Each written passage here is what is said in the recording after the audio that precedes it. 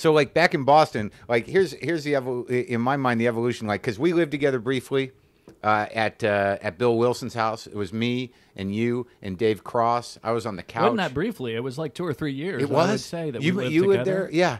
I was there 3 or 4 years. I'm just assuming our crossover time. Yeah, I can't remember the time, but I still quote a couple of moments that when Carl went into the hospital for his problems. There was a moment where I remember everybody used to sit around that crossword puzzle, the Sunday Times crossword puzzle, and pass it around. It seemed. Am I remembering that correctly?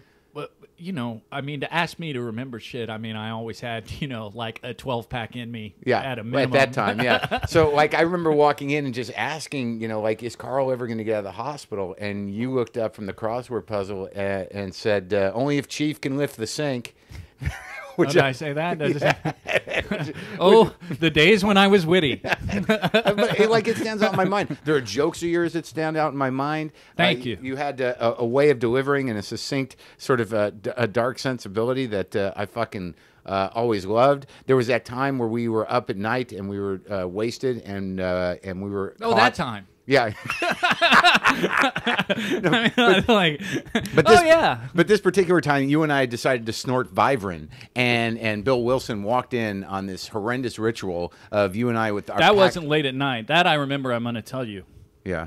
Because that was following 2 days. We'd been to a Red Sox game, or you may not have been, but a bunch of us had been. Yeah. And I'd already been up for a day doing actual, you know, Coke, non-Vivarin Coke. Yeah. And you know, I remember Frank Santarelli was around. I don't want to place anybody or say there was. But it was like midday of a following day, and we had turned to the Vivarin. It was on that nice. He had that nice kitchen table with the chrome. Yeah.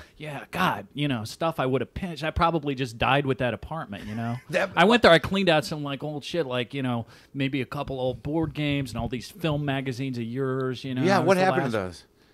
I don't know. I don't have them now.